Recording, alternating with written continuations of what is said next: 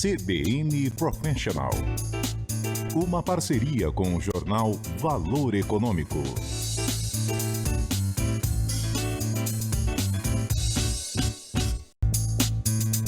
Olá, eu sou a Juliana Prado, da CBN. Eu sou Estela Campos, editora de carreira do jornal Valor Econômico. E começa agora mais um episódio da 10ª temporada do CBN Professional, que é uma parceria da CBN com o jornal Valor Econômico. Aqui você encontra dicas sobre carreira, gestão e negócios para inspirar você. Lembra que você pode nos ouvir e nos ver. O vídeo e o áudio desse episódio já estão disponíveis nas plataformas digitais da CBN e também do Valor. Então ajeite os seus fones de ouvido ou aumente o som do seu tablet, do seu computador ou da sua televisão, porque a partir de agora nós vamos aprender muito por aqui sobre os novos desafios da liderança. E o nosso convidado de hoje tem uma longa trajetória no terceiro setor ligada à cultura, à educação e à gestão pública. E para ele, a união entre a cultura e a educação é a chave para uma transformação profunda no Brasil. Mestre e doutorando em economia, ele ficou à frente do Itaú Cultural por 15 anos, consolidando aí a instituição como uma referência nacional e internacional nas artes e no pensamento cultural brasileiro. Ele também é uma liderança presente em diversos conselhos, como o do Instituto Motiva, do GIF, MASP e do Museu Judaico. E ele preside o Conselho da Fundação Bienal de São Paulo. Ele já foi secretário executivo de comunicação do governo federal nos anos 2000, assumindo interinamente o Ministério da Comunicação em algumas ocasiões. Bom, há 3 anos ele é presidente da Fundação Itaú, que investiu só no ano de 2024 300 milhões de reais em ações de cultura, arte e educação. Lá ele tem buscado construir uma nova cultura organizacional focada no bem-estar, equidade, inovação e impacto social. Sob a sua gestão, a instituição, com 300 funcionários, alcançou alguns marcos importantes. Mais de 50% da equipe agora é formada por pessoas negras e os funcionários têm acesso a programas internos de formação em inteligência artificial e incentivo a pós-graduações stricto sensu. E para falar sobre esse atual desafio, a Estela e eu vamos conversar a partir de agora com o Eduardo Saron, que é presidente da Fundação Itaú. Eduardo, muito obrigada por aceitar o nosso convite, seja muito bem-vindo. Obrigado, eu estou feliz de estar aqui com vocês. Obrigado, Juliana e Estela. Espero que a gente possa ter um bom papo aí, porque o tema da carreira, o tema do mundo do trabalho, cada vez mais complexo, mas cada vez mais necessário. Então, muito legal estar aqui. E você tem muito a contribuir. Eduardo, eu quero começar a nossa conversa falando um pouquinho sobre o início da sua trajetória. Desde jovem, você tinha um desejo de transformação social, né? Tanto que você participava de movimento estudantil, também chegou a atuar no movimento Fora Collor. E antes de entrar no Itaú Cultural, você trabalhou na Secretaria de Comunicação da Presidência da República entre 99 e 2001. Me corrija se eu estiver errado. Isso, por aí. Naquele momento, queria saber quais eram as suas expectativas para a sua vida profissional e se você esperava fazer uma carreira no setor público. Bom, nossa, vocês foram longe, né? Sempre quando me perguntam qual é o meu perfil, qual é o meu modelo de trabalho, é muito fruto dessa história de militância, né? Uhum. Eu comecei militando, na verdade, no movimento secundarista. Fui da União Municipal de Estudantes Secundaristas aqui de São Paulo. Depois fui da UNE, naquele momento do Fora Collor, enfim, no momento onde o país clamava por questões políticas mais consistentes, enfim. E dali eu acabei fazendo também uma carreira pública, né? Eu me imaginava, como todo jovem se imagina, transformando o mundo, transformando o seu entorno, fazendo coisas legais, mas ao mesmo tempo me imaginava sendo ou querendo ser um jovem ainda mais feliz na medida que você está trabalhando por um propósito, né? Porque hoje a gente fala de propósito, trabalhando por algo que você acredita, por valores que você acredita. Então, foi uma trajetória bem legal, porque ali você se depara com outros Brasis, ali você se depara com múltiplos cenários, perfis de pessoas completamente diferentes. A militância te oferece um espaço para refletir sobre um mundo ainda mais complexo que você na sua escola, na sua família, no seu entorno não tem naturalmente esse contato. E dali a gente vai fazendo contatos, criando redes, aprendendo sobre o mundo, sobre o país. Dali eu fui para o governo, cheguei a trabalhar no governo do estado de São Paulo, Uhum. na época do governador Mário Covas, e depois eu fui chamado para trabalhar no governo federal. Na época o André Matarazzo era o secretário de governo e de comunicação de governo, eu fui trabalhar com ele. Meu desejo sempre naquela trajetória, e é um desejo que permanece, e aliás cada vez é um desejo que precisa ser de todos nós, era aprender. Como é que eu aprendo isso? O que que eu vou me perceber e onde eu me percebo como relevante nesse amontoado de aprendizado? Então, ir para Brasília, trabalhar no governo federal, foi uma experiência espetacular. E teve um momento de inflexão na minha presença em Brasília, que foi quando houve o debate sobre o apagão. Uhum. O país passou por uma Uhum. crise enorme, Sim. né, que era o apagão, ou possível apagão, em virtude de um problema enorme de fluxo fluvial, e o governo se viu discutindo como é que ele dialogava com a sociedade sobre isso. E ali foi um momento bastante importante, porque eu vi um governo, e principalmente o presidente próprio, o presidente Fernando Henrique, defendendo que a gente precisa comunicar às pessoas o que exatamente está acontecendo para que elas possam se mobilizar. E aquilo ficou muito marcado, assim, Uhum. como é que você se movimenta, e ainda mais no governo, com um profundo espírito público, inclusive no momento de se comunicar, no momento de dizer para as pessoas onde estão os problemas.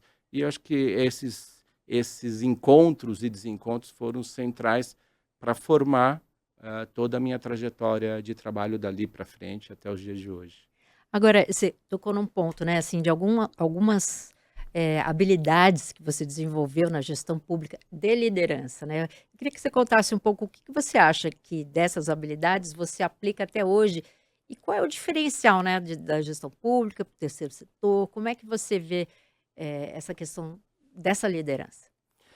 Olha, talvez a habilidade que eu mais aplique, são várias, né? Mas uma delas é a possibilidade de você ouvir as várias versões, ouvir os vários entendimentos sobre a realidade posta, né? Ouvir as várias percepções que as pessoas trazem para a mesa, né? Isso é central. Seja na minha época que eu militei, né? Estava diante de um perfil de pessoas de múltiplos olhares, ou seja, no próprio governo, né? Se você não consegue entender o que cada ideia, cada pensamento que está sendo posto na mesa traz, não só nas palavras, não só nas linhas, mas nas entrelinhas, você não consegue formar um cenário mais adequado para a sua tomada de decisão, né? Ou para poder ouvir as pessoas mais adequadas naquele momento para te oferecer mais elementos, mais percepções para a sua tomada de decisão. Então, algo que eu pratico até hoje é essa possibilidade de ouvir, e às vezes, mesmo que demore um pouco mais, mesmo que a decisão seja um pouco mais alongada, mas quando mais pessoas participam, mais pessoas trazem elementos, né, por mais que seja às vezes um pouco mais demorada a tomada final de decisão, certamente o resultado final vai ser muito mais poderoso na medida que você conseguiu convergir, compreender, entender aquilo que eu falo de texto e contexto para a gente poder tomar a melhor decisão. Então, ouvir foi central. E saber como ouve, né, como é que você constrói os entendimentos sobre o que está na mesa, né, foi central e tem sido central até hoje na minha gestão. Quer dizer, ouvir e comunicar, né, como você tinha falado Sim, antes, acho saber que e acho que é adaptar essa comunicação aos diferentes públicos, né, é. que você tem. Eu acho que isso é o segundo ponto, Estela. Não tem uma liderança que não saiba comunicar. Se você é liderança, se você está numa posição que exige,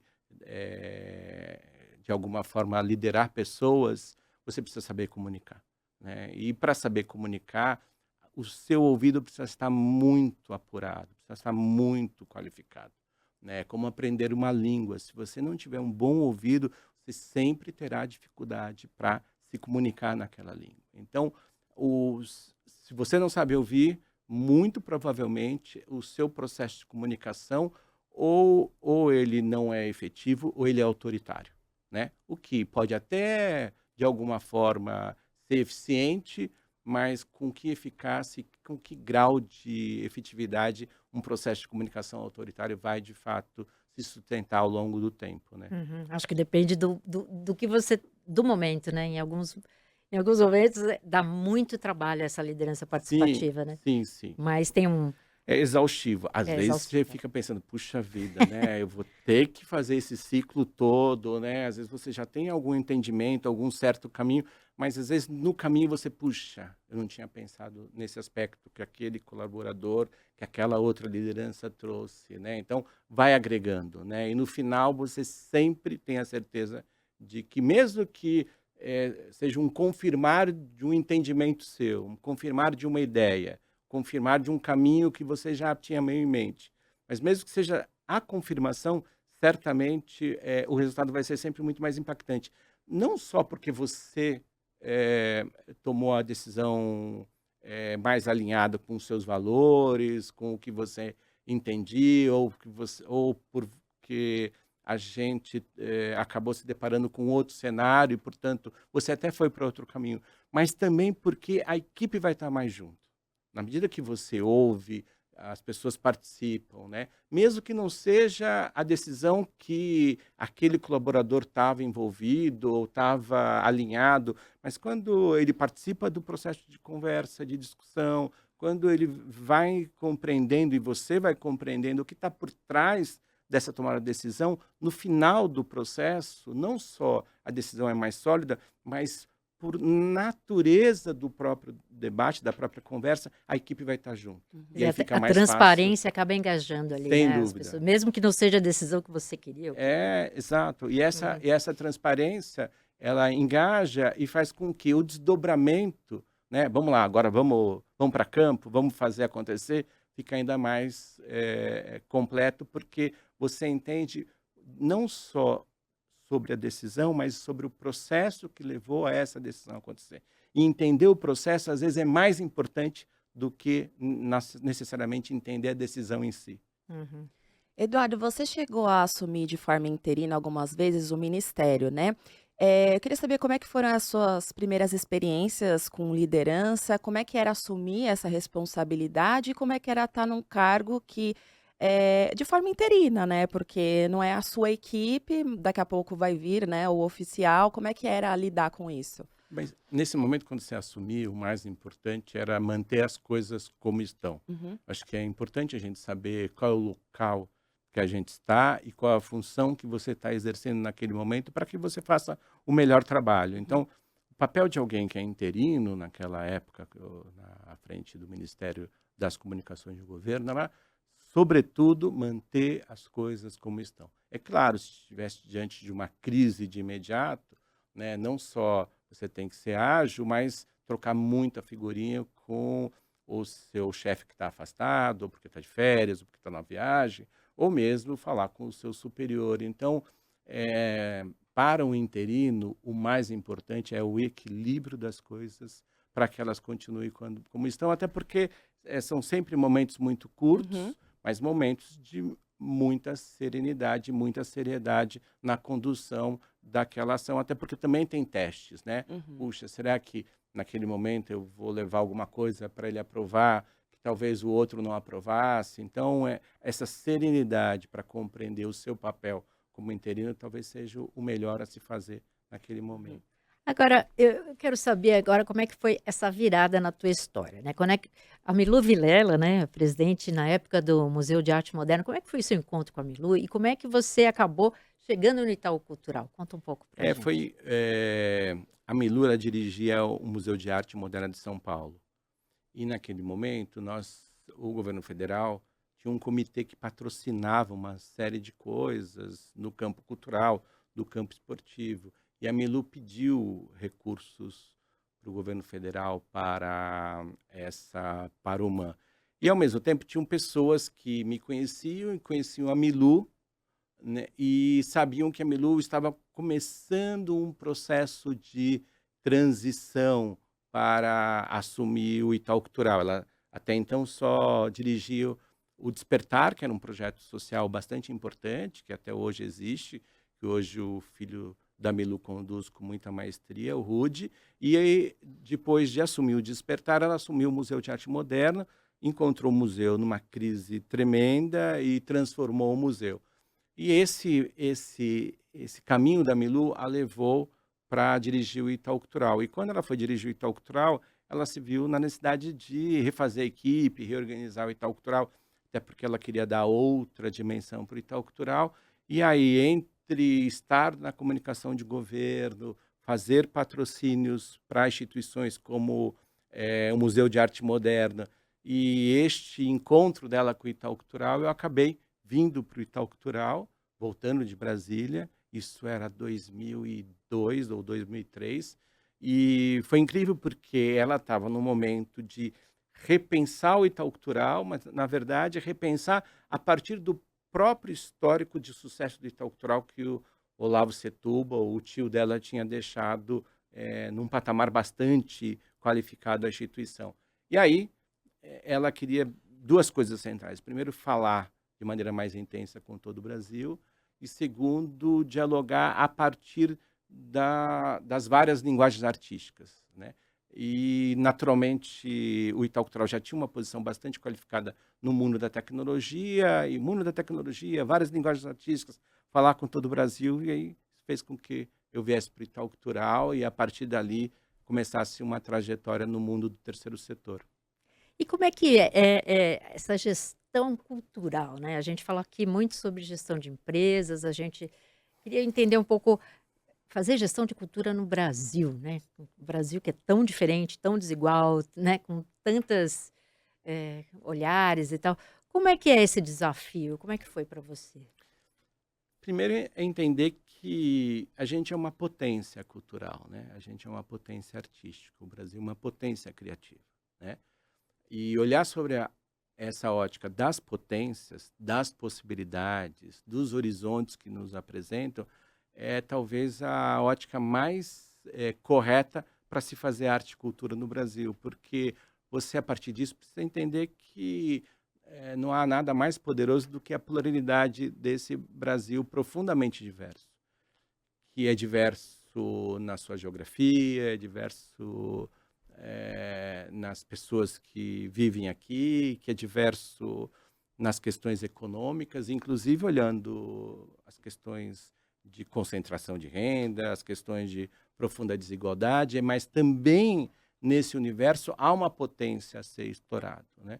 Então, se a gente não compreender o país a partir dessa sua pluralidade, né, a gente não consegue se movimentar de maneira adequada para colocar a luz no melhor do Brasil, que é a sua potência artística, né? E aí, nesse sentido, se você parte desses pressupostos, as coisas ficam relativamente fáceis. Mas também tem os seus pontos de atenção, né? Nessa pluralidade, nessa diversidade, em tempos de guerra cultural, tudo também fica mais delicado e mais complicado. Então, uma instituição como o Itaú Cultural precisa entender que ela é, sobretudo, uma instituição para fazer pontes entre as várias linguagens artísticas, para fazer ponte entre as várias geografias desse país, para fazer ponte entre as várias gerações. E se a organização se coloca neste lugar para fazer pontes com programas fortes de democratização de acesso à cultura, com programas fortes de fomento à produção cultural, mas, sobretudo, com programas fortes de formação, é, de fato, uma saída bastante importante para que, de alguma forma, o Itaú Cultural possa contribuir um pouco mais com esse Brasil tão diverso, né? Eduardo, em frente quando você assumiu o cargo lá no Itaú Cultural, você fez um trabalho muito intenso para reforçar a governança, o que fez com que o Itaú Cultural tivesse uma área de compliance, um código de ética, também protocolos mais rígidos para compras e gastos. Enfim, você fez uma revolução lá dentro. Como é que você fez para alcançar esses resultados? E, pessoalmente, qual que era o seu maior desafio para conseguir emplacar essas mudanças lá internamente? O, a sacada de uma boa gestão é se utilizar do melhor que está em volta de você para você ganhar ainda mais potência, né? Às vezes, pessoas olham para o que está em volta e olham com o copo meio vazio. Como é que você olha com o copo meio cheio? E o que estava em volta da gente era nada mais, nada menos do que o Banco Itaú, né? Uhum. E o que o Banco Itaú pode nos oferecer, não como algo que vá restringir o nosso trabalho, mas algo que vai nos dar ainda mais potência, mais qualidade no nosso trabalho. E aí, nesse sentido, tinha um outro parceiro muito forte, né? Se a Milu tinha sensibilidade artística, tinha um outro parceiro que era o Alfredo Setúbal, com uma presença muito forte dentro do próprio banco naquela época, na construção dos níveis mais apurados de governança e de busca de mitigação de riscos lá na área que ele atuava. E lá tinha compliance, lá tinha, enfim, um conjunto Uhum. de instrumentos para, de fato, mitigar riscos, para, de fato, fazer com que o banco pudesse ser, não só agora, mas desde sempre, essa potência que ele era quando o assunto era a governança. E eu me lembro do próprio Alfredo falando, olha, a gente precisa fortalecer a governança do Itaú Cultural. E, a partir disso, lá em 2003, a gente começou a implantar compliance, áreas de compras, um setor jurídico, enfim, um conjunto de instrumentos que, num primeiro momento, podem parecer, puxa, vai ficar mais difícil a gestão, puxa, vai ficar mais complicado, mas, na verdade, puxa, vai me dar ainda mais solidez para eu poder movimentar os recursos, impactar a sociedade, fazer os programas do Itaú Cultural com mais precisão, com mais qualidade, com mais esmero, quando o assunto é governança, quando o assunto é accountability. Então, isso faz com que o próprio gestor se sinta, na medida que ele aprende a trabalhar com isso, ainda mais ancorado, ainda mais sólido para fazer bem feito as coisas. Uhum. É o que eu Inclusive, ficou independente da Lei Rouanet, né? Isso, você Isso. fez esse plano, né? E Você nesse tava caminho, uma das questões era como uma organização que antes de ser cultural era Itaú, porque era Itaú Cultural, se utiliza da Lei Rouanet, né? Então, houve um processo de se distanciar da Lei Rouanet, acho que 2014 foi o último ano que o Itaú Cultural usou Lei Rouanet, para usar dinheiro próprio do banco naquela época, né?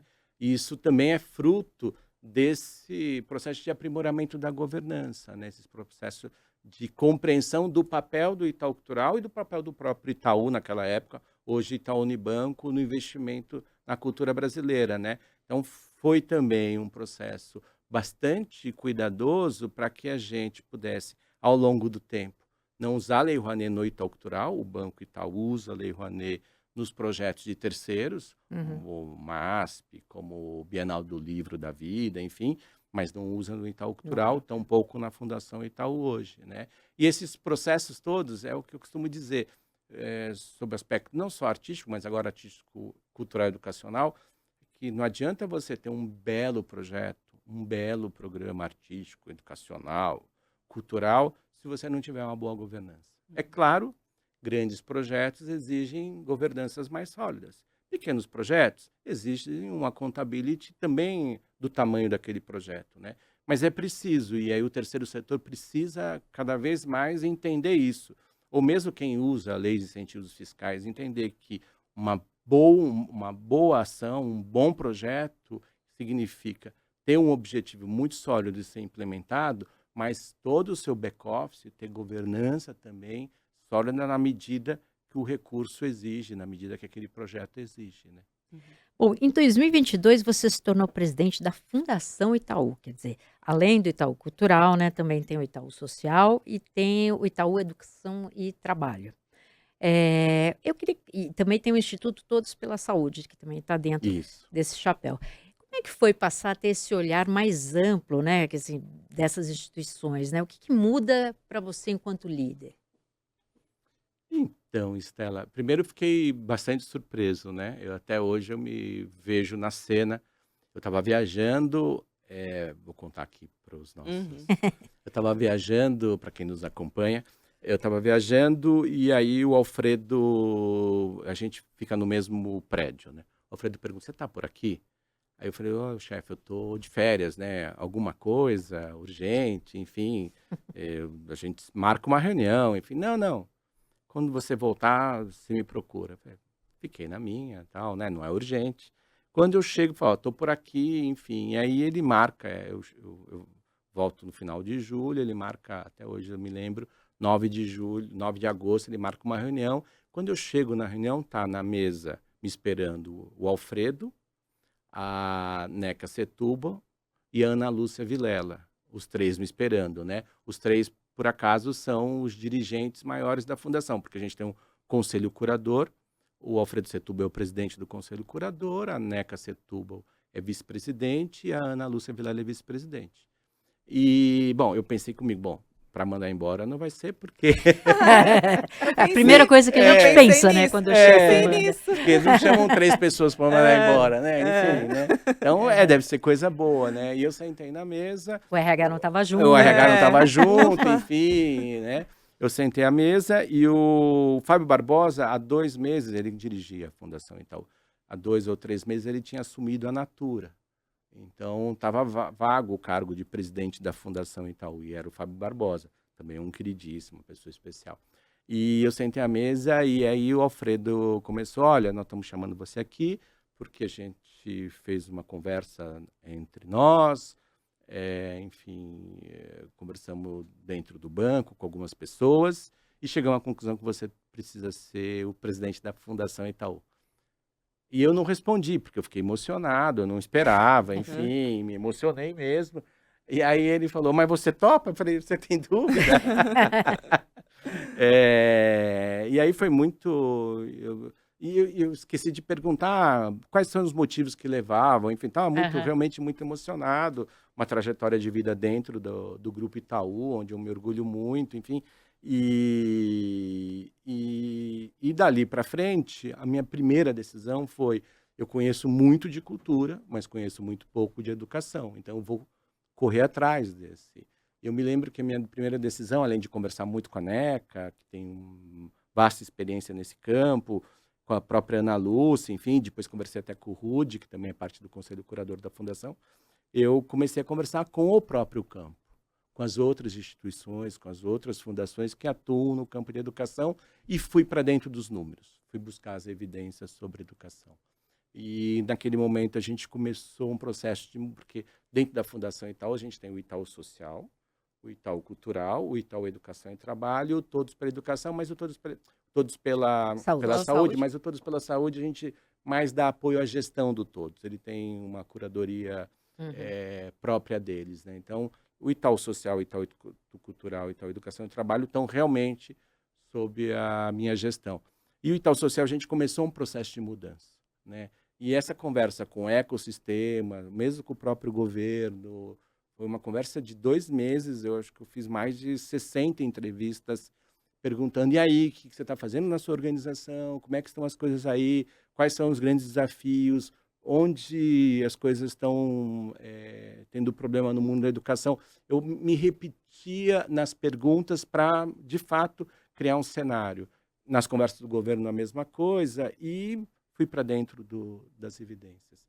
E a gente reposicionou o Itaú Social. O Itaú Social tinha uma ação mais ampliada. A partir desse entendimento, a gente percebeu, o terceiro setor se dedica pouco ao Fundamental 2, ao antigo ginásio, aos anos finais. A gente precisa se dedicar a ele. Se dedica pouco à educação infantil, incrivelmente. E nos anos finais, aí, olhando também para o ensino médio profissionalizante, que é o trabalho do Itaú Educação e Trabalho, pouca gente no terceiro setor, mesmo no governo, se dedica ao problema da matemática no Brasil. Matemática é um problema gravíssimo. Sim. E aí, quando a gente pensa na carreira, nesse novo mundo do trabalho, inteligência artificial, esse problema fica ainda mais acentuado.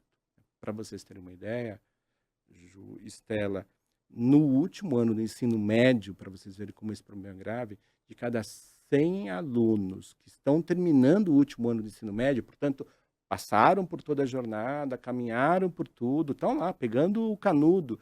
De cada 100 alunos, só 5 sabem matemática adequada ao último ano do ensino médio. Cada 100, 5. tem alguma coisa muito errada, né? Hum. E a matemática, ela é tão grave nesse nosso mundo, porque quando você coloca lupas, a mulher e a mulher negra têm ainda mais problemas em matemática. Então, a matemática fala de aprofundamento de desigualdade e, ao mesmo tempo, fala de impacto sobre a produtividade do nosso país.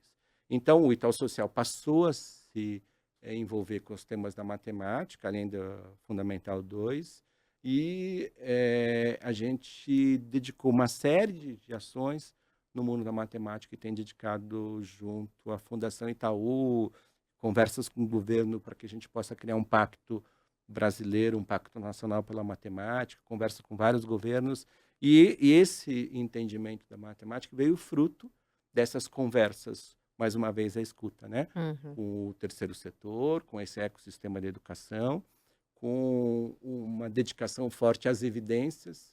Um gestor, uma liderança não pode abrir mão dos dados, das evidências, tem que estar na mesa para que esses dados, essas evidências, mais a soma de conversas possam te dar bons elementos para tomada de boas decisões. E essa jornada aí, que daqui a pouco vai fazer 3 anos, é também muito fruto de escuta e de aprendizado sobre o mundo da educação. Agora, qual foi o facilitador? Uma sociedade, lá indo para os gregos, ela se forma sobre 3 aspectos. Ela se forma sobre o aspecto da economia, da política e da cultura. Uhum. Né? A educação foi a forma que a gente encontrou, inclusive, para transmitir isso tudo, né? Por meio de metodologia, por meio sequencial, enfim, por meio de um processo de ensino-aprendizagem, enfim. Né? Mas o fato é que é a cultura que nos ancora. O que nós estamos fazendo aqui, né? Esse diálogo que vocês fazem todos os dias, o mundo da comunicação, o mundo do jornalismo, está por trás todo o amálgama cultural que nos oferecem valores, conceitos. Então, também isso me ajudou nesse trânsito, nesse transitar de carreira de um gestor do Itaú Cultural para um gestor da Fundação Itaú. Uhum. Agora você comentou ali, né, falando sobre a matemática, né, sobre a questão da inteligência artificial, da tecnologia. A gente comentou aqui no início, né, do episódio que você, dando lá na fundação, promoveu cursos aí para as equipes de inteligência artificial, pós-graduação e tal. Eu sei que você estuda bastante esse tema, eu queria que você contasse um pouquinho para a gente qual que é o papel, né, aí, que você vê da inteligência artificial nessa evolução aí da educação, nessa, né, se ela pode aí no futuro acabar com alguma certa desigualdade, como que a gente, né, interfere nesse Nesse campo. social, nesse campo, né? Ela pode, mas a gente precisa ter intencionalidade para que isso aconteça, né? A inteligência artificial, as pessoas às vezes têm a compreensão de que é uma ferramenta, que é um instrumento, e ela é muito mais do que isso. Ela é uma tecnologia de propósito geral. E a gente teve alguns importantes momentos na vida do ser humano, na nossa história, de se deparar com tecnologias de propósito geral. Um deles foi a máquina a vapor, que produziu toda a Revolução Industrial e nos trouxe muito do que nós somos até aqui, fruto dessa inflexão. A chegada da energia elétrica também foi, né? Então, essas tecnologias de propósito geral são aquelas descobertas que não interferem só no modo de produção, interferem no nosso modo de vida, na forma de construir o nosso conhecimento, na forma de a gente se relacionar. E a inteligência artificial é isso, é essa grande revolução nas nossas vidas. Então, entendê-la como ferramenta e não como tecnologia de propósito geral é o primeiro erro para não se movimentar diante dessa repercussão que ela está nos trazendo e vai nos trazer cada vez mais. Mas ela adiciona um elemento bastante importante em relação ao que foi essas grandes tecnologias de propósito geral. Ela adiciona velocidade, né? Então, a energia elétrica, século XVIII, século XIX, né? Eu estava em Goiás ali há pouco tempo, fui naquele lugar que tem uma região de águas maravilhosas ali, enfim. Chapada. Uhum. E aí, eu conversando com um mediador que levava as pessoas nos lugares, tá? Um senhorzinho muito, muito carismático, devia ter quase 80 anos, ele falou, olha, quando eu mudei para cá, na Chapada, nos anos 80, não tinha nem energia elétrica. E eu falei, caramba, né? Então, vejam que mesmo essa tecnologia de propósito geral, olha como demorou anos e anos e décadas para chegar para algumas pessoas. Uhum. Uhum. No caso da inteligência artificial, não. A velocidade dela é monstruosa. E tem um adicional, é que há uma revolução dentro de outra revolução acontecendo, né? Há 3 anos se popularizou, há 2 anos e pouco se popularizou. Nós estamos já chegando ao ChatGPT número 5, outras inteligências acontecendo, DeepSeek, enfim, né? Outras revoluções nós vamos ver no campo da internet, quer dizer, o browser, da forma que a gente vê hoje, vai mudar completamente. O que a gente viu no passado, que celular em primeiro lugar, né, quando faziam páginas de internet para o computador, depois, né, faziam aplicativos para o computador, depois o celular passou a ser o grande foco, né? Agora o grande foco é a inteligência artificial. Daqui a pouco a gente vai ver os navegadores de internet, os aplicativos todos girando em torno da inteligência artificial e toda a repercussão no mundo do trabalho, no mundo da educação, tal. Por quê? Na verdade, não é só uma discussão epistemológica, né, de como a gente conhece as coisas, como a gente interpreta as coisas. É uma discussão, no fundo, ontológica, porque nós estamos discutindo, de fato, afinal, o que é ser humano diante Uhum. dessas transformações profundas? Qual é o nosso papel? Nunca se discutiu tanto o que é inteligência, o que é consciência, né? Uhum. Então, esse debate epistemológico e ontológico é o que nos leva a essa profundidade de transformações. O que nos leva a pensar sobre coisas que a gente tinha parado de pensar, né? Exato, que já estava dado, né? Se você pegar os direitos humanos, o primeiro artigo fala de consciência, fala do nosso papel, né, como seres humanos. E a gente está discutindo isso, porque a discussão puxa, mas quando chegar ao nível de superinteligência ou inteligência geral, Uhum. ela vai ter consciência sobre o que faz? Hoje não tem, mas será que vai ter? Será que a gente vai chegar a isso? Alguns especialistas dizem que, olha, com o modelo atual de LLM, a gente nunca vai chegar nisso. Uhum. A gente ouve, principalmente os líderes dessas empresas, daqui a pouco está chegando na superinteligência. Então, essa mudança exige não só que a gente debata quais são os modelos que vão nos ajudar nos processos, por exemplo, educacional, seja na gestão educacional, seja no apoio para o professor, seja na tutoria para o aluno, mas também o que, de fato, a gente vai precisar aprender para continuarmos sendo os líderes das nossas próprias vidas, né? Os timoneiros da própria humanidade. Quais são os skills que precisam ser apresentados diante dessa nova modelagem, né? Quer dizer, ela domina padrão como ninguém, né? A Uhum. gente conversou aqui fora do ar, né, sobre padrões, né? Então, a gente vai ter que entender como é que se dão os padrões como nunca. Então, capacidade analítica, capacidade crítica, capacidade criativa, adaptabilidade, são skills que a gente vai exigir cada vez mais da gente para que a gente possa, de fato, ter a inteligência artificial como um apoio, mas não ela sendo algo que vá tomar decisões por nós. Então, há uma mudança em E como curso. preparar as novas gerações, né, que já estão nascendo, né, nessa era. Como preparar as novas Quais são as gerações. habilidades que essas, né, crianças que estão crescendo com a Claro. inteligência artificial vão ter, né? E aí a gente volta de novo para o desafio da matemática, né? Uhum. Cara, se Não você dá, não né? domina a matemática, seu pensamento analítico está fragilizado. Mesmo criatividade, o PISA falou que, olha, 30% da sua criatividade vem do pensamento lógico. E o pensamento lógico está todo ancorado em matemática, ou quase todo ancorado em matemática. Então, ao mesmo tempo, por isso que a Juliana, quando abriu o programa, falou da minha defesa anti-arte, cultura e educação, ao mesmo tempo, nunca a arte, a cultura foram e serão tão importantes para nós no campo da educação. Porque, vamos lá, tem coisas dos nossos skills que a gente persegue estão ancorados nesse universo da arte e da cultura. Pensamento crítico só é um lugar que te oferece capacidade reflexiva, né? Para você pensar sobre você, sobre o seu entorno, sobre a sua vida, é no campo da cultura e da arte. Pensamento criativo nem se fala, capacidade adaptativa, né? Viver de modo mais colaborativo são elementos que estão muito ancorados no campo da arte e da cultura. Então, tem que atravessar a escola, tem que estar presente. Não é mais aula de artes, é o professor de matemática dominar esse campo, é a professora de língua portuguesa poder falar mais de literatura.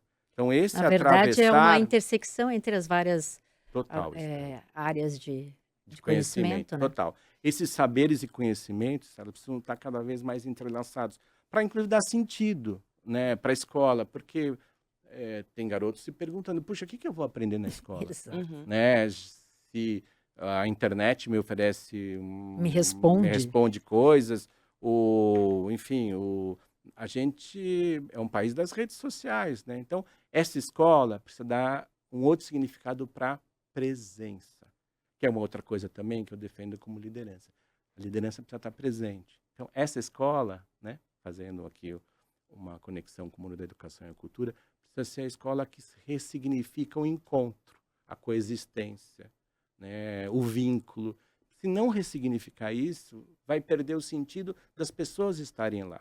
E é isso que, de fato, nos garante o real. Porque, vamos lá, o que é real, né, com essa evolução da inteligência artificial? Você olha um vídeo, você fala, será que isso aqui aconteceu? Será que não aconteceu? O que eram os vídeos há 6, 7 meses que a pessoa tinha 6 dedos, e você olhar, tá com 6 dedos lá, é óbvio que não é real, né? Hoje, você tem que olhar por lupa. Há discussões enormes sobre, coloca num pixel um tipo de identificador para que só quem roda e identifica o pixel possa saber que aquele vídeo, de fato, foi criado numa inteligência artificial. Então, estão discutindo uma série de formas de fazer identificações para saber o que foi produzido por IA, o que não foi produzido por IA, o que é real, o que não é real. Mas o fato é, se a gente não alimentar as nossas formas de identificação do que é real, o V0 para mim é presença, o convívio, o ressignificar da escola, das praças públicas, das igrejas, né, dos locais de encontros, desses nossos encontros aqui, é o ponto de partida para a gente continuar sendo seres humanos dentro desse universo. E isso nos leva a tal pensamento crítico, capacidade analítica, sermos de fato criativos, né? Então, esse ressignificar, inclusive, vale para as empresas. É isso que eu ia te perguntar sobre essa questão da presença no trabalho, né? A gente estava comentando aqui antes, né, sobre essa questão da pandemia, o que mudou, né? Sim. A coisa. Existe uma discussão, né, sobre o trabalho híbrido, sobre o trabalho presencial, sobre o trabalho à distância.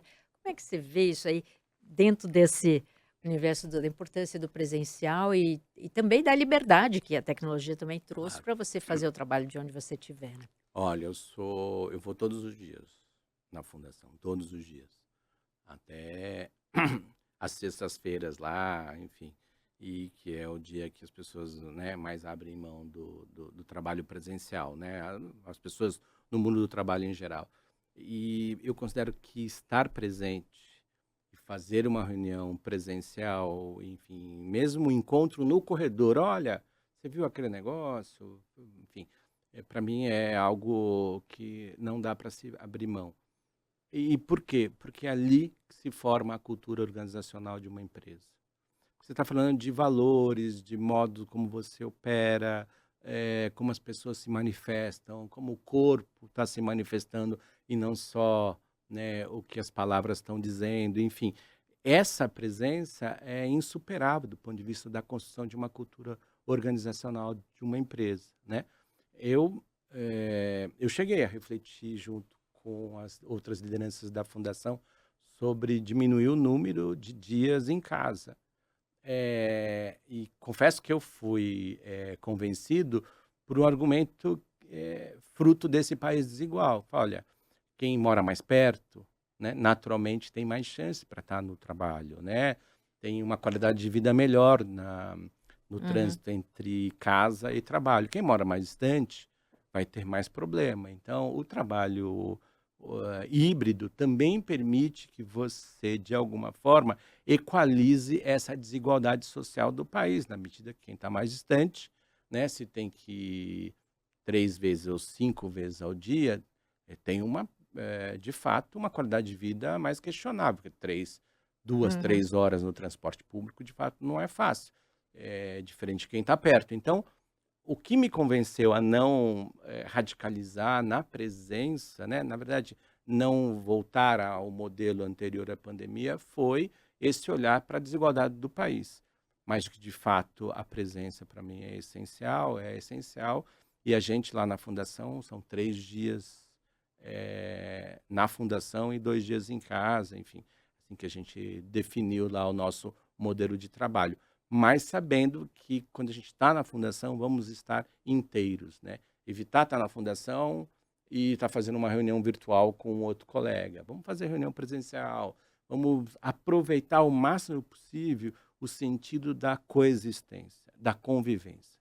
Porque é nele que a gente flexiona, a gente amplia, a gente aprofunda a cultura organizacional da empresa. Uhum. Até pegando esse ponto que você está falando, Eduardo, na sua gestão, a fundação está passando por uma transformação, né? Uma construção de uma nova cultura, né? E ela é dividida em oito princípios. Como é que era antes essa cultura e como é que foi esse processo de colher dados, escuta, enfim, para a formatação aí desses 8 princípios? A fundação, ela é muito interessante em relação a quem ela é e quem ela trouxe para dentro dela, porque a fundação fez 6 anos, a Fundação Itaú, né? O modo que ela se compõe, a sua governança, enfim. Mas você tem filhos na Fundação Itaú, como o Itaú Cultural, que tem 37 anos. Itaú Social tem 35 anos, Itaú Educação e Trabalho tem um pouco mais de 20 anos. Então é interessante que você tenha uma organização que hoje congrega esse conjunto de iniciativas, que é mais jovem, essa mãe Uhum. ainda está na primeira infância, Uhum. com seus filhos já numa idade avançada. Então eram várias culturas, né? Então tinha uma turma que era do Itaú Cultural, mas tinha uma turma que veio do banco, e tinha uma turma que nem veio do Itaú Cultural ou do Itaú Social e veio de outras empresas. Então a gente considerava que ali na fundação transitavam 5 perfis de cultura organizacionais diferentes. Algumas se completavam, outras eram antagônicas. Então o primeiro grande desafio vamos criar a cultura organizacional da Fundação Itaú. Foi uma troca muito forte, muito feliz, porque o Alfredo, que fez a cultura organizacional recentemente também da Itaúsa, dirige a Itaúsa, ele é um obcecado por fazer cultura organizacional. Eu lembro da nossa conversa, olha, a gente precisa ter uma cultura organizacional única na Fundação Itaú, a gente precisa fazer um trabalho estruturado e a cultura organizacional ela acontece não só porque você se propõe a fazer um trabalho estruturado, mas porque ela só acontece se tiver muito patrocínio das lideranças. Se as lideranças estiverem engajadas. Porque se não estiver engajado, por mais que você contrate consultoria, por mais que você envolva outras pessoas, outros consultores, outras instituições que ajudam a constituir cultura organizacional, ela vai se transformar lá um belo papel, um belo manifesto, mas ela não vai existir na prática. É o walk the talk, né? Exatamente, exatamente. Então, foi um trabalho longo, pesquisa na chegada, o que é cultura organizacional para você, né? Nós estamos falando dos valores, né? Nós estamos falando talvez das coisas que não estão escritas, que precisam ser declaradas, né? E nós brasileiros, a gente escreve pouco, a gente declara pouco, né?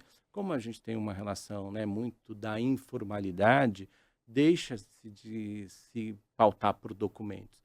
E aí o debate, a conversa, as pesquisas, um processo de formação do que é cultura organizacional levou ao nosso manifesto. A gente tem 3 documentos que organizam a nossa cultura organizacional e mais, que fazem a gente praticar a cultura organizacional. Eu me vejo várias vezes, as lideranças outras, os colaboradores, olha, nós estamos aqui com um novo curso sobre inteligência artificial. Olha, isso é parte de um dos elementos da cultura organizacional, que é aprender a aprender, aprender sempre. É uma das nossos elementos da cultura organizacional.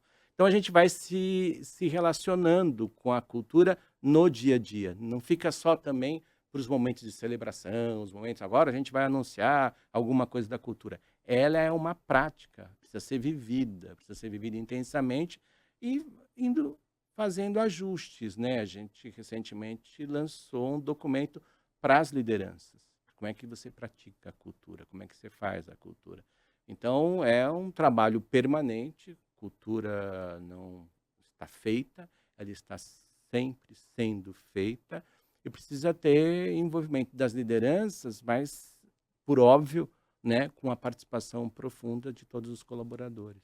Porque eu acho que essas são pequenas ações que vão se somando, né? Assim, a cultura não é uma coisa que você muda do dia para a noite, né? Os Não, especialistas fazer 2, 3 anos para começar um negócio, exato. as pessoas, né, incorporarem aquilo. Você estava falando, você faz o curso ali, você oferece o curso de inteligência artificial.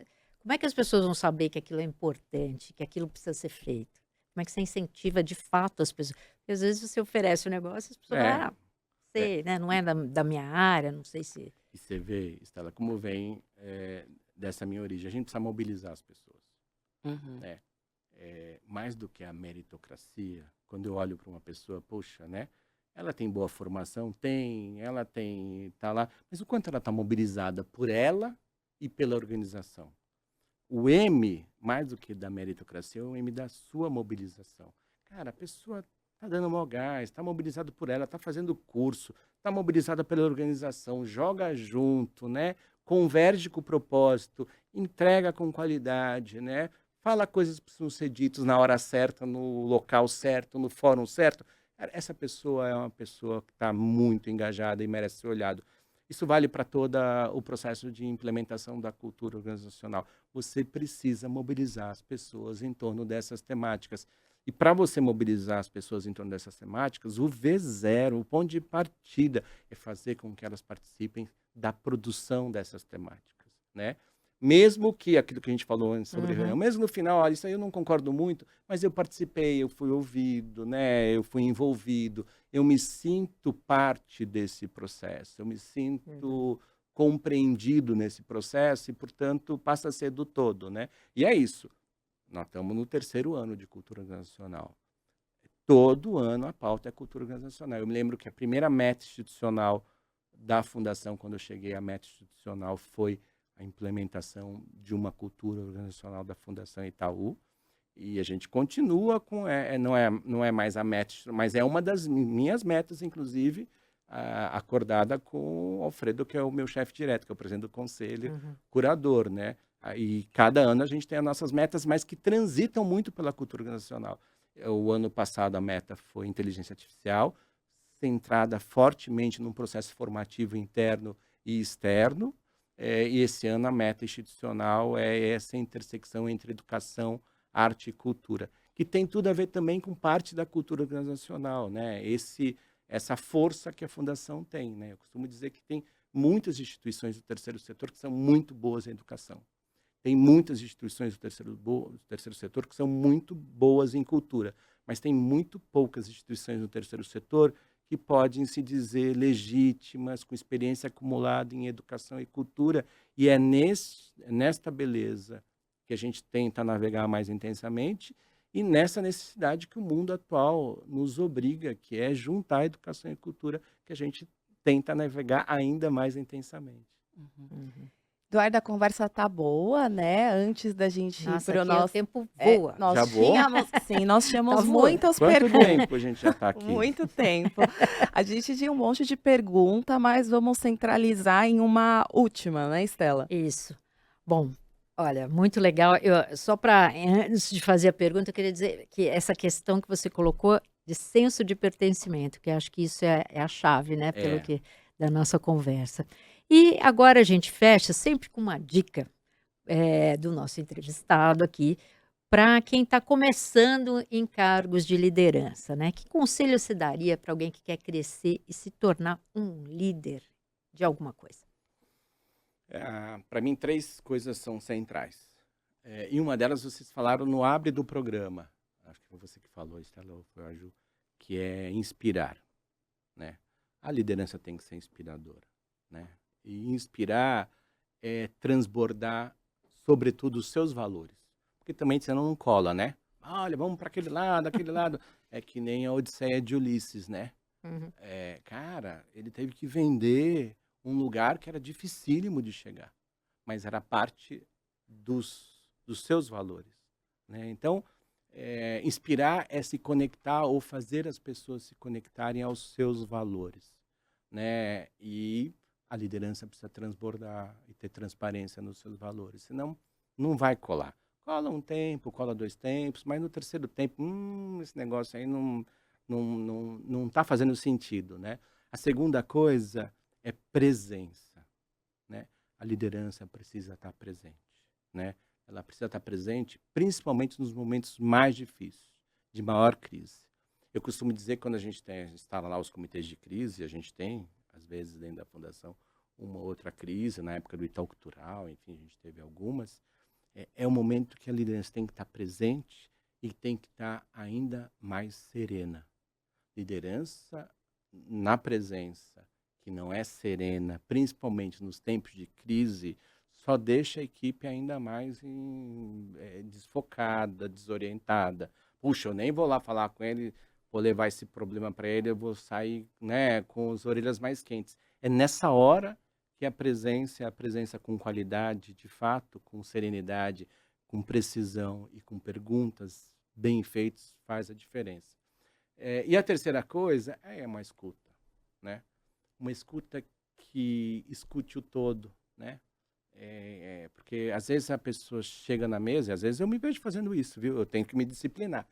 Começa pelo fim. Não, às vezes o seu colaborador ou a sua liderança que está conversando com você, ela quer explicar o processo. Se você começa pelo fim, você não entende por que chegou naquilo. Então, escutar é escutar de maneira inteira. A segunda coisa é não querer já partir para a solução. Porque às vezes, né, a liderança afoita ou na vontade de querer resolver, né? Então vamos fazer isso, isso, isso. Às vezes uma boa pergunta numa escuta faz uma imensa diferença. Mas por que rolou isso? E como é que as pessoas estão enxergando isso? Enfim, o que você está pensando? E você, o bonitão, né? Está pensando sobre esse assunto, né? Então, escutar até o fim, né? E não partir para a solução de imediato, né? É fundamental nesse processo de escuta, o que eles chamam de escuta ativa, enfim. E, por fim, envolver as pessoas no processo decisório, né? Fundamental, fundamental. Porque mesmo que seja em contradição o que a pessoa está pensando, ou em contradição ao que você pensava originalmente. Assim, e aí? Estamos dentro? Daqui para fora somos um só? Debatemos, nos desgastamos, enfim, foi e voltou, está fechado, né? E finalizar esse processo de escuta. E aí? O que a gente entendeu sobre isso? Vamos ver se está todo mundo na mesma página? Vamos revisar o que a gente decidiu sobre esse processo todo? Então, rever, né, reconectar, ter um entendimento sobre o que as pessoas entenderam sobre aquela tomada de decisão, sobre o que foi decidido e por que foi decidido, para mim, é central nesse processo de escuta. Então, inspirar, presença e escuta são centrais numa boa gestão, numa gestão de liderança. Dá trabalho. Puxa, e como dá trabalho, né? Mas é central para a gente ter o time todo embarcado, né? Para vivenciar essas odisseias de Ulisses, né? Bom, Eduardo, agora a gente vai para o nosso quadro de dicas. Eduardo, eu queria saber o que você faz para você cuidar do seu bem-estar, saúde mental, saúde física, o que você faz no seu dia a dia? Puxa, você sabe que eu não estou fazendo muita coisa. Acontece. A gente bota uma meta e não rola, mas. Inclusive, daqui a pouco eu vou para um exame, a gente até conversou aqui, né? Então, eu acho que, enfim, precisava me cuidar mais, mas tento me cuidar. Uma coisa que eu adoro fazer parece aquela conversa de que quando você vai para uma conversa de emprego, né? Qual é a sua maior qualidade? A pessoa fala, não, minha qualidade é porque eu sou muito disciplinado. E qual é o seu O que você precisa melhorar? Melhorar porque acho que talvez eu seja muito determinado, eu preciso ser um pouco mais leve e tal. Parece esse papo, né? Mas eu adoro ouvir podcast. Adoro ouvir podcast. Adoro. E ouço os mais diferentes possíveis, assim. Desde aquele podcast de um podcast de humor, enfim, até podcast de inteligência artificial, enfim, né? Gosto muito. Aí gosto de cinema, filme. Mas eu gosto de ver filmes mais do passado. Um filme que eu revi recentemente foi Blade Runner, né?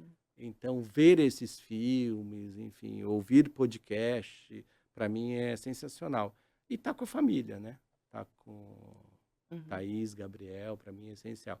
Meu filho tem 14 anos, né? Tá na flor do entende, acho que sabe tudo na vida. Então, ter uns papos com ele sempre é muito, muito gostoso. Isso dá uma aliviada no meu dia a dia. E para fechar, você tem alguma dica de livro? Dica de livro? Não precisa ser sobre gestão, pode ser sobre qualquer assunto. Eu vou dar uma dica de livro muito legal, que eu peguei de novo para ler, porque ela acabou de ser, enfim, não sei quando vai ao ar aqui, mas ela acabou de ser eleita para a Academia Brasileira de Letras, que é Defeito de Cor. É um livro incrível, que é um livro que trata naturalmente das questões raciais desse país, mas, sobretudo, conta a história do Brasil. Defeito de Cor é, de fato, um livro preciosíssimo, que é uma forma de você entrar, de você caminhar pelas entranhas difíceis desse Brasil, para nos fazer pensar o papel dos brancos, dos negros, nessa construção de um país que é plural, e nessa pluralidade precisa ser ainda mais poderoso, mais belo e mais potente. Então, quem ficou interessado, o livro Um Defeito de Cor é da Ana Maria Gonçalves. Ela foi eleita neste ano de 2025 a primeira mulher negra na Academia Brasileira de Letras desde a fundação. Então, uma super dica. Bom, Eduardo, eu gostaria muito de agradecer aqui a sua presença, por ter compartilhado os aprendizados. Eu espero que você volte em outras oportunidades aqui. Muito obrigada, viu, Eduardo? Foi ótimo o nosso papo. Poxa, eu gostei muito. Sempre papear faz com que a gente reflita sobre a nossa própria vida. Então, sempre muito bom. Obrigado, me chamem sempre. Parabéns pelo projeto, pelo programa. Valor CBN, acho que isso vale muito para os nossos dias a dias, não só para nós lideranças, mas para todo mundo do trabalho. Então, eu fico feliz. Obrigada. Muito obrigada. A gente conversou com o Eduardo Saron, que é presidente da Fundação Itaú. E Estela, eu te vejo no próximo episódio, combinado? Combinado, com certeza. Agora eu vou ficando por aqui em mais um episódio da nova temporada do CBN Professional, que é uma parceria da CBN com o jornal Valor Econômico. Se você gostou desse episódio, mande as suas sugestões para o e-mail cbnprofessional@cbn.com.br. E se você quiser saber mais sobre o que a gente abordou aqui, entra lá no site do Valor Econômico. Os trabalhos técnicos desse episódio são da Priscila Gubiotti e a sonorização é do Cláudio Antônio. O roteiro e a produção deste episódio foram feitos pela Estela Campos, Bárbara Nor e por mim, Juliana Prado. Eu encontro você na semana que vem. Beijos para você e até o próximo episódio.